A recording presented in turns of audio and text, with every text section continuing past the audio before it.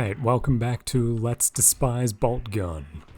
I did a couple of these last night. They seem to get a decent number of views, comments, people seem to be appreciating them, and yeah, I'm very grateful for all of that, thank you. And I thought, while I've still got the game sitting around taking up space on my computer, I don't know if I've got the commitment in me right now tonight to do anything I really care about, but I don't respect this game. It doesn't make me anxious talking about it, thinking there's anything important going on with it that I might miss.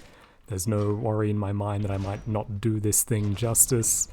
So why not just fire it up and talk over it? It's a nice way to pass some time, tease some thoughts out of myself, and maybe say something interesting, hopefully entertain some people. Pardon me, and yeah, we're back into it. This is more Boltgun, the crappy game which people like to pretend that they enjoy to be hardcore like the cool 90s people. As you can see, we're in a nondescript first-person shooter place that is big, but it does not feel impressive. Everything has this strange weightlessness to it, which feels cheap. It does not feel charming. Games did look vaguely like this at one point, but for various reasons it didn't feel like this, and they are halfway decent even to go back and play now in a way that this is not right now. Yes, I did play this before I started streaming these, by the way. Not streaming, recording them, and yeah, I did not get very far before my curiosity pretty much burned out entirely. I keep this thing on my computer just because it's something nice to show off, just an example of badness, where culture went wrong. It's a kind of museum piece that I keep around. This is not me playing a game, this is me giving a kind of hostile museum tour. Again, it's Let's Despise. This is not about playing. And what am I doing with Halo? That's not entirely about playing either, that's more like let's appreciate. But anyway, what's in front of us right now? Many comments here and there in different places, not all of them on YouTube, bringing up decent things we could talk about, and yeah, I think the last one I got on YouTube was bringing up how kind of this is all a big nothing what I'm doing right now, not in the sense that the video is pointless, but that the game part is, as you can see, I'm really not thinking about what's in front of me right now, and I seem to be progressing at a decent pace despite that. This whole game just kind of, you can very much move through it without thinking. I will say I've gotten a bit further than this, and it does get more complex, you might say, as you go. There are more moving parts, things trying to kill you. And what that basically amounts to in those situations is you have to be constantly moving and basically doing a circuit of a room while firing into things until they die. It is like the least interesting parts of Doom with big enemies. If you've played a fair bit of Doom, that is a good example of how to tease complexity out of this kind of moving and shooting system. Doom has some absolutely beautiful and brilliant high difficulty WODs. If you don't know, a WOD is a Doom level pack, basically. Pardon me, and the high difficulty Doom WODs, they are not really about let's put big things with lots of health in the middle of a room and lots of weaker things, and you just kind of move around shooting them until they're all dead. And it's basically dice rolls whether or not enough hits clip you as you're doing that until you die. The really brilliant Doom levels, if you want to see some, just look them up. Look up a set called Sunlust on YouTube. Sunlust, even then if you play it, you'll really get the difference between this and what Sunlust is doing.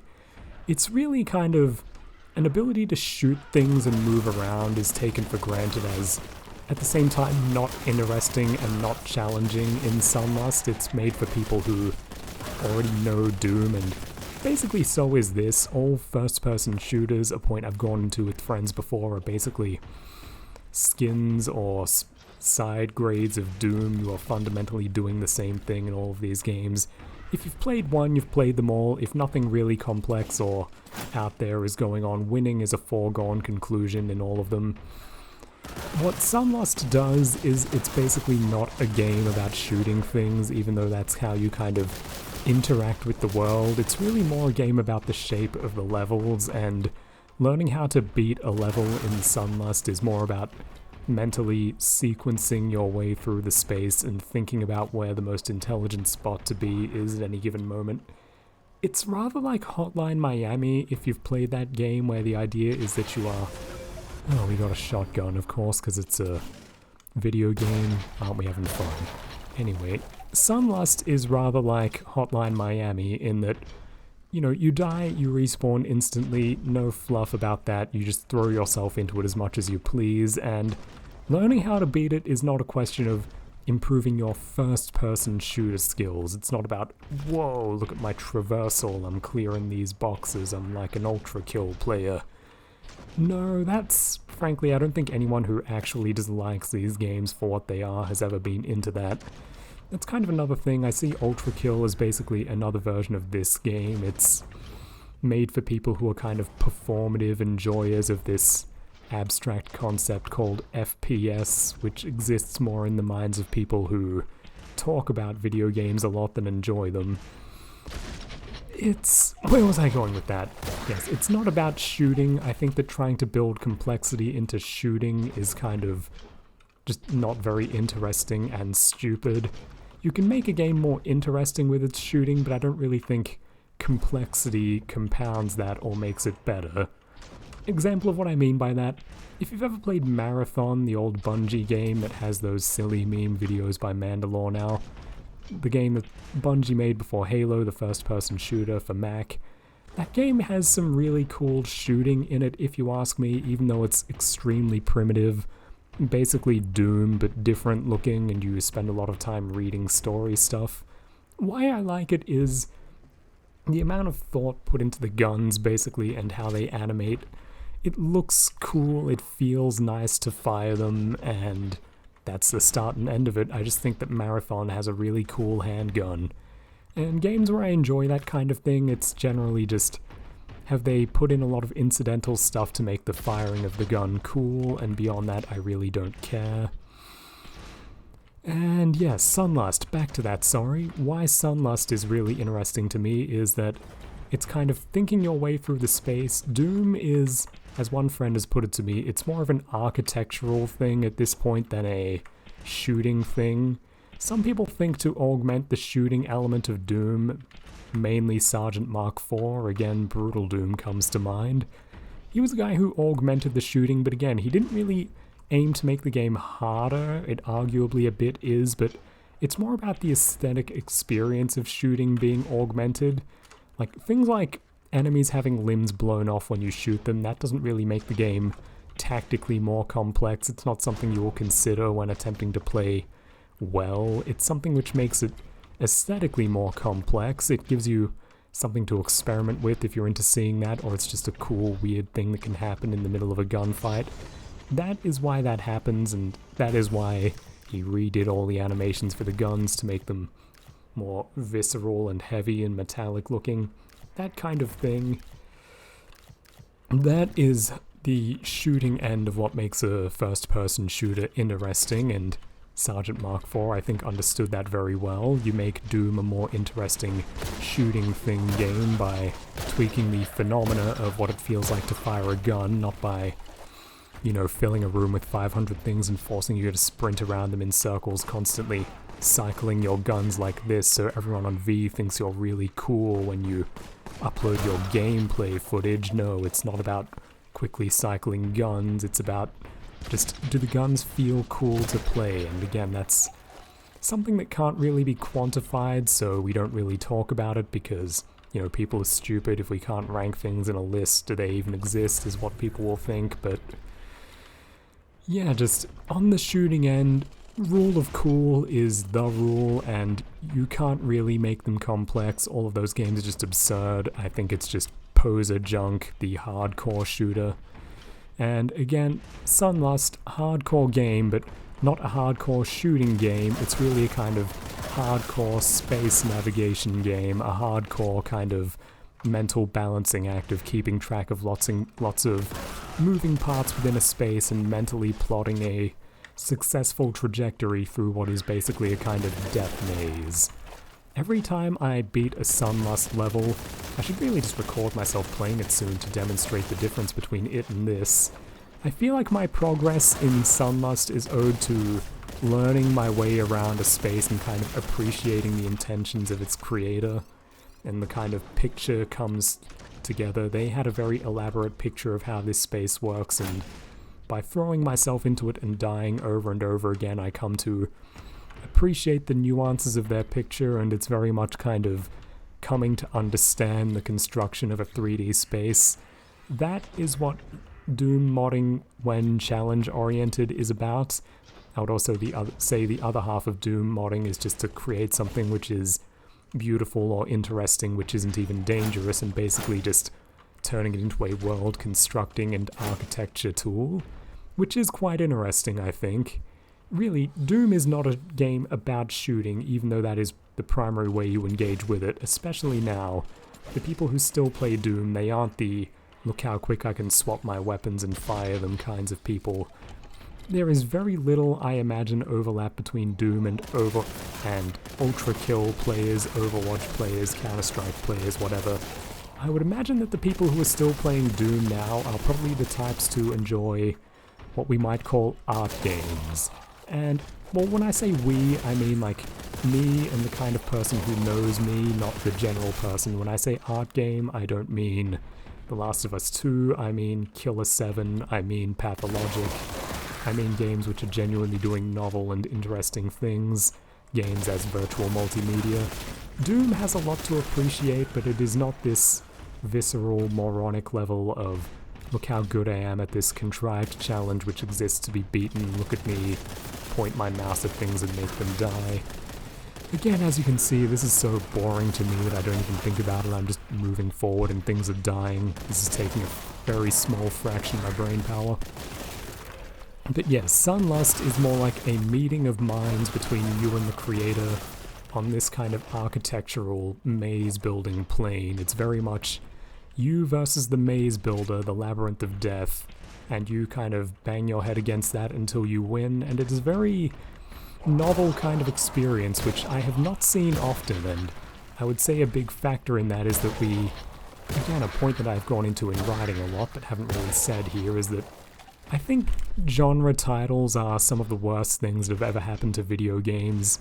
Not just in first-person shooters, but a lot of others.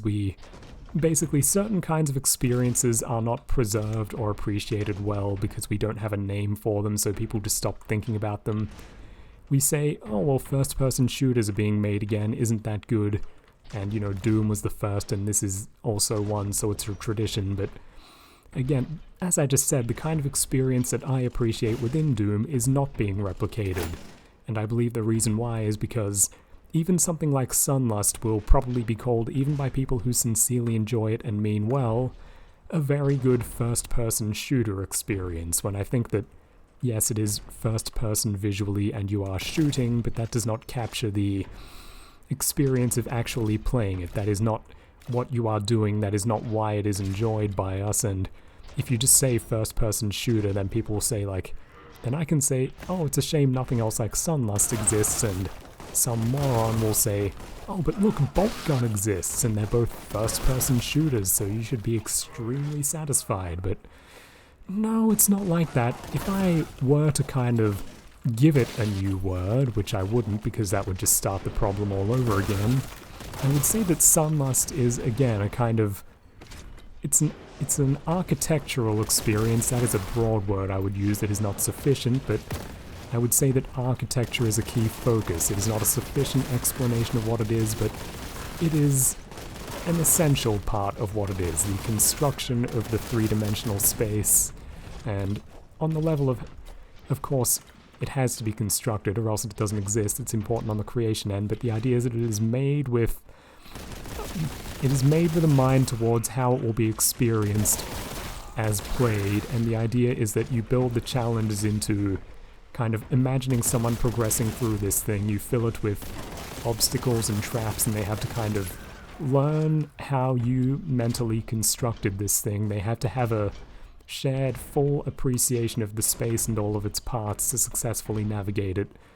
And yes, they have to shoot things as well, but the idea is more knowing what to shoot, when, how to progress along so that you're in the best possible spot to be shooting at all times. Again, just, it is the maze in which you shoot things, and mastery of the maze is the important element, not mastery of the first-person shooting. So that's, I guess, that tangent done. If I want to talk more about Sunlust, I will actually make myself record a level or two so that I can demonstrate what it is it's doing. It's a very interesting piece of work. I'm sorry, I just realized my throat is closing up again. I might see if I can speak a bit more clearly for you. Anyway, so yes, that's it for Sunlust now. A point that was made just in a comment here, there, or somewhere was someone compared the death animations in this game to Terraria, and I found that very interesting. It's very minimalist, it's just a couple of frames of fall over and die, isn't it? And again, as a friend of mine put it, which I found very funny, when I shoot these guys, the blood is like a magician throwing confetti or something to cover himself, and then the man just falls over. Compare it to Brutal Doom, or even genuinely old games of the time like Blood or Quake 2.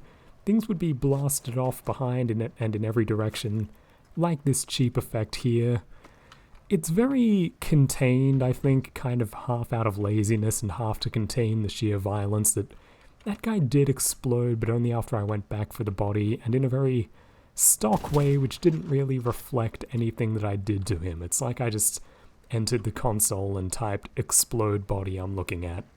And you'll notice that this guy exploded exactly like a Chaos Marine. I don't mean to be a gorehound imbecile, you know, schlocky horror movie loving brain moron. I really do hate the idea that gore is inherently fun or satisfying, but something that unsatisfies me is how stock what happens is every time, that there is very little distinct response between the different things you're shooting and how you shoot them. Like, you get that exact pile every time, I'm pretty sure, and maybe like one piece that flies off is different. It's really not the same as Brutal Doom, which again, one Brazilian guy working with no money. Why do pieces not fly off of them? I'm not saying I'm an idiot who needs that to get off, but I mean, it would at least look flashy. It would look like someone cared while they were making this thing. This looks like an effect from a mod.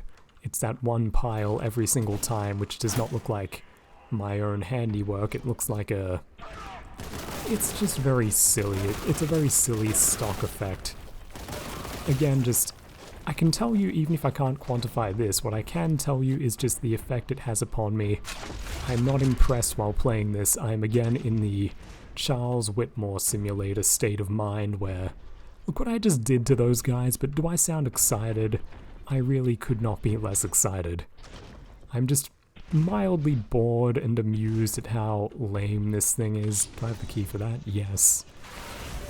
Alright, what was I doing? There's a guy who's gonna... Bang.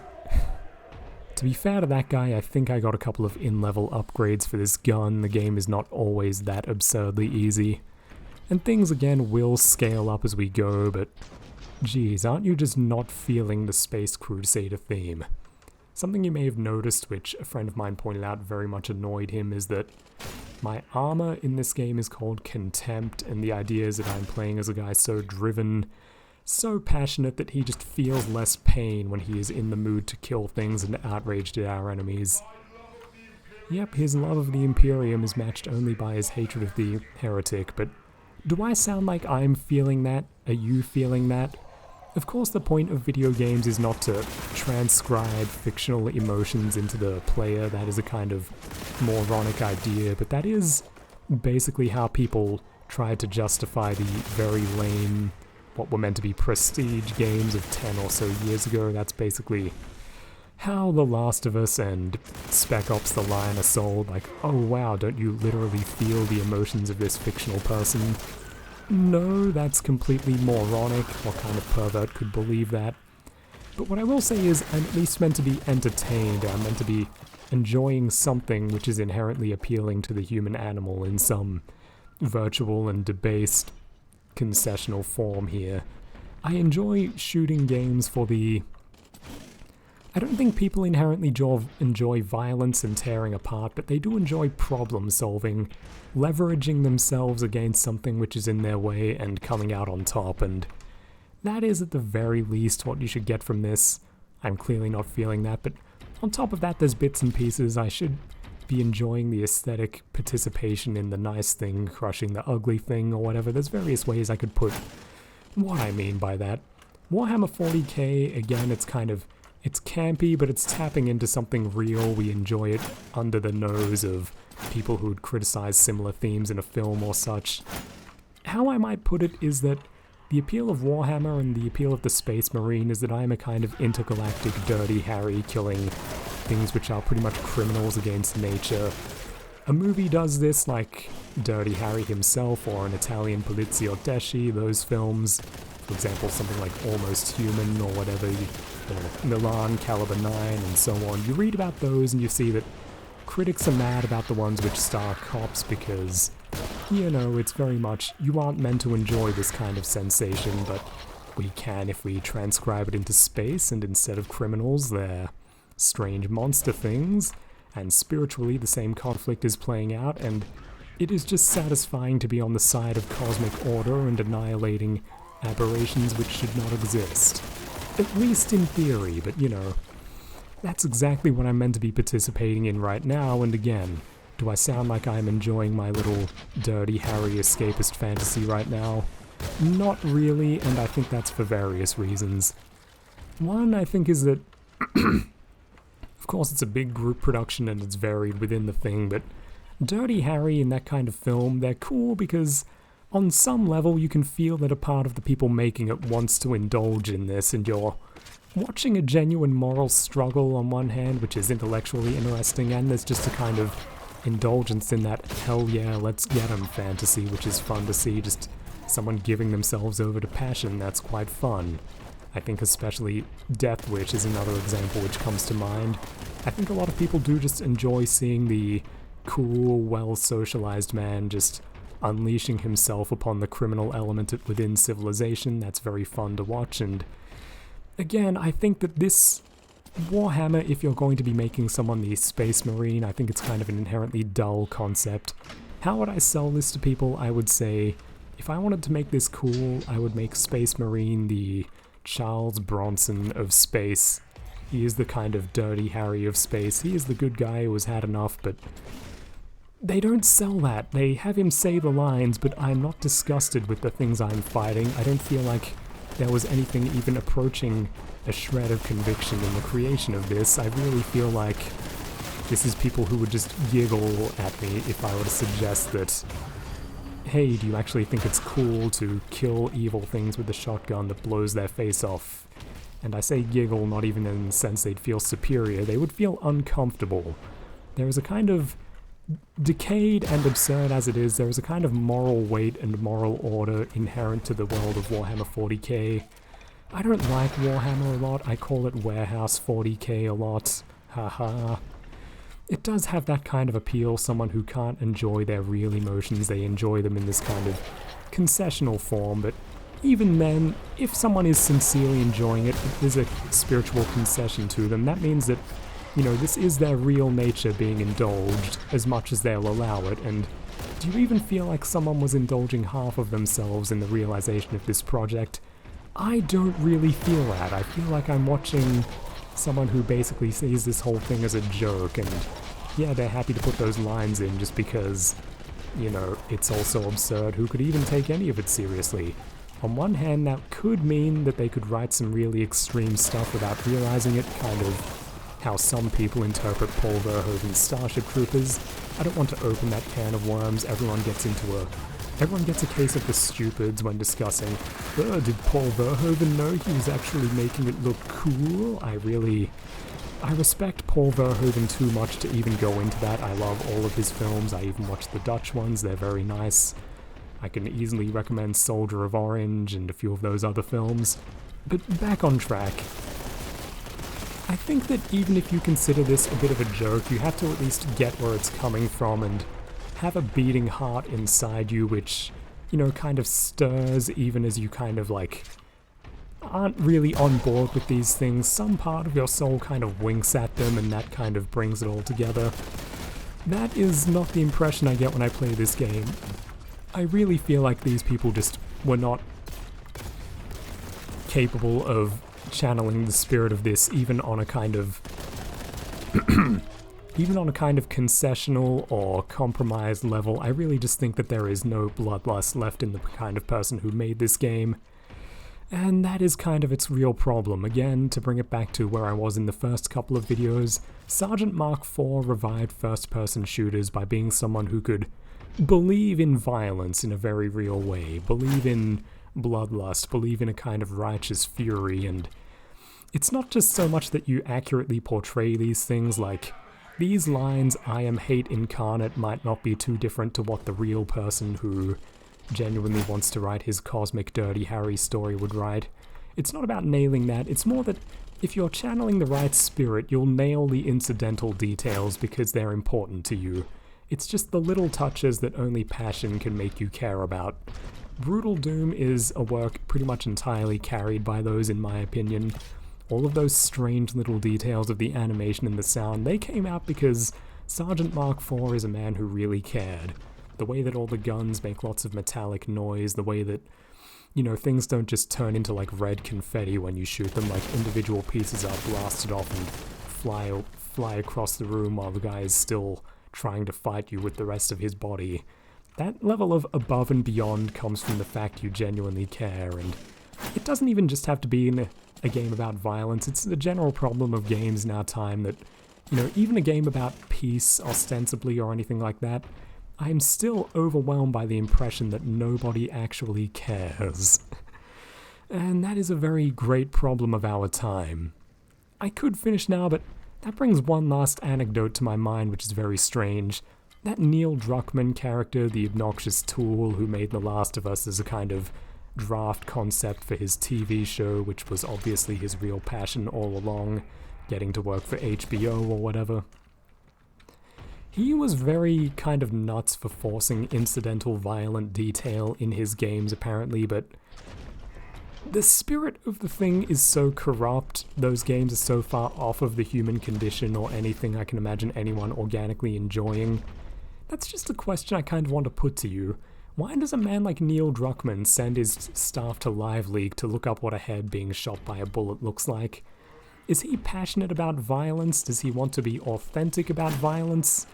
The fact his story is about sobbing lesbian super soldiers saving trans kids in the post-apocalypse. I don't think this man wants to be true to the human condition. Is he trying to be true to his imagined version of the human condition? Does he think he's getting it right? Is he perhaps compensating? He is aware that his picture of the world is inherently absurd, and so he kind of goes, "Hey, you're going to call my thing unreal? Look at all the brains that are flying out when people are getting shot. You can't handle this. You can't handle how real I am. How dare you call me out of touch with reality?" I don't know. I'm not going to give a definitive answer here. That's just the last thought on my mind related to this great tangent, and I'm probably going to end the level here. Sorry, last thought. As I was moving through this level, did any part of it strike you as striking in any way, where out of the completely stock place into a place which is being corrupted by chaos, it's doing some strange things, the floor is warping and turning purple, the spaces are more complex, this is our arena, the combat arena encounter, where we have to dive around in circles while enemies spawn in, but was I at any point moving through a space which struck you as interesting, aesthetically, just on the bare superficial level, or I should say aesthetically again on the level of traversing it was interesting? You got an interesting sense of space or scale? That's kind of the real tragedy of this. I think the wasted time is, even when they build big in modern video games, and they often build very big, I don't feel scale. Sorry, very last thought now before I end the level. Did you know, apparently I've heard this but haven't looked it up directly, that Yoko Taro claims to have been inspired by God of War for the Nier games? I find that very interesting because I can see how, and I would also say his games pretty much make God of War, the old ones that is, pretty much irrelevant because they're just outdated. He did what they were doing so much better, but I get it on the sense of God of War, the thing it did that was novel, like as a story, aesthetically, it's ugly, it's moronic, it's stupid, it's everything I hate about American games. But they were going for a kind of Tartarian scale, everything is gigantic, and the way that cameras will just pan around to show off the scale of whatever's happening. You have massive vistas playing out behind fairly small human-scaled action who are fighting things which are gigantic. I think that is very cool. The bare description, in practice, it is held back by the American taste, which just permeates through every level of the aesthetic experience and corrupts it. But I would say the Japanese basically looked at this idea of scale and made it work, and why that just came to my mind was I was thinking, what is a big, similar area in a video game which actually struck me as big? What came to my mind was the kind of post-apocalyptic ruin scenery of Yoko Taro's Nier games. You go through a lot of places which look superficially like this, but I think you will have a much more interesting time. You will actually find yourself appreciating the scale of your surroundings. I am looking around here trying to impress the scale upon myself to take it in, but you know, it's just not happening. At no point after having played this the first time around did I find myself thinking back and going, wow, that was so cool, that big place. But I've done that with Nier, but this one, you try to take it in and it just, for whatever reason, probably a bit of everything I've been talking about throughout all of this, it just doesn't quite work, does it? But anyway, that's enough of this. I'm going to call it for here, and I hope you enjoyed that, and I really hope I was recording. Level complete, that was 30 minutes. I hope that was interesting. It was at least interesting for me to tease all of these thoughts out. I always enjoy doing this. Thank you for listening.